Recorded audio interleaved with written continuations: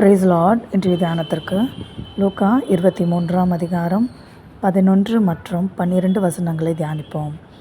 அப்பொழுது ஏரோது தன் போர் சேவகரோட கூட அவரை நிந்தித்து பரியாசம் பண்ணி மினுக்கான வஸ்திரத்தை அவருக்கு உடுத்தி அவரை திரும்ப பிலாத்துவின் இடத்திற்கு அனுப்பினான். முன்னே ஒருவருக்கொருவர் பகைவராயிருந்த பிலாத்துவும் ஏரோதும் அன்றைய தினம் சிநேகிதரானார்கள். இவ்வசனத்தை குறித்து தியானிக்கும் போது ஆண்டவர் பலவிதமான நிந்தைகள் அவமானங்களை ஏரோது முன்பாக சந்தித்தார். ஆனால் அவர் வாய் திறவாமல் அமைதியாக இருந்தார். அப்போது நம்ம வாழ்க்கையில் இந்த வசனத்தை எப்படி அபியாசப்படுத்தணும்னா, நம்ம அமைதியாக இருக்கிற காலங்களில் தேவன் நம்ம வாழ்க்கையில் பேக்ரவுண்டில், அதாவது நம்ம குடும்பங்களில், நம்மளுடைய சூழல்களில் ஆண்டவர் கிரியை செய்ய ஆரம்பிப்பார்.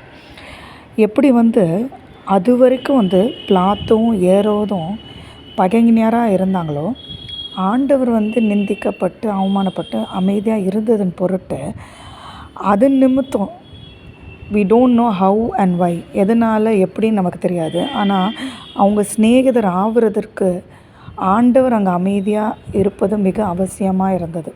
அவ்வளோ நிந்தையிலையும் அவ்வளோ அவமானத்துலேயும் அவரை பார்த்திங்கன்னா, ஆண்டவர் உயர்த்தப்பட்டவர், ராஜா, எல்லா விதத்துலேயும் அவர் மேன்மையானவர்.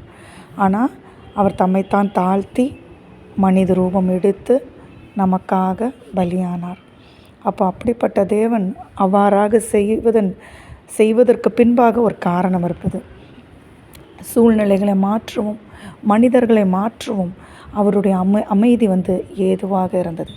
இன்றைக்கி நம்ம வாழ்க்கையிலையும் அநேகர் எப்படி இருந்தாலும், சூழல் எவ்வாறாக இருந்தாலும், நம்ம அமைதியாக பொறுமையாக தேவனுடைய பாதத்தை பிடித்து அவர் வழியில் நடப்பதை மாத்திரம், அவர் சித்தத்தை செய்வதை மாத்திரம் நம்மளுடைய நோக்கமாக வைத்திருக்கும்போது தேவன் மனிதர்களையும் சூழலையும் எல்லாவற்றையும் மாற்ற வல்லவராக இருக்கிறார். ஆகையால் நாம் ஜெபிப்போமா? அன்பின் பரலோக தகப்பனே, இந்த நாளிலும் கூட ஆண்டவரே, நீர் எங்களுக்கு கற்றுக் கொடுக்குற பாடத்தை நிமித்தம் நாங்களும் எங்கள் வாழ்க்கையில் எல்லா சூழலிலும் கர்த்தர் எங்களுக்காக யுத்தம் செய்வார் என்ற விசுவாசத்தோடு பொறுமையாக அமைதியாக எங்கள் ஆண்டவரே சமாதானத்தை காத்துக்கொள்ள உதவி செய்யுங்கப்பா. எங்களுக்காக எங்கள் சூழல்களை மாற்றும் மனிதர்களை மாற்றும் நீர் வல்லமை உள்ளவரப்பா. கரம் பிடித்து எங்களை வழி நடத்துங்க. இயேசுவின் நாமத்தில் ஜெபிக்கிறோம். ஜெபம் கேளும் நல்ல பிதாவே. ஆமென்.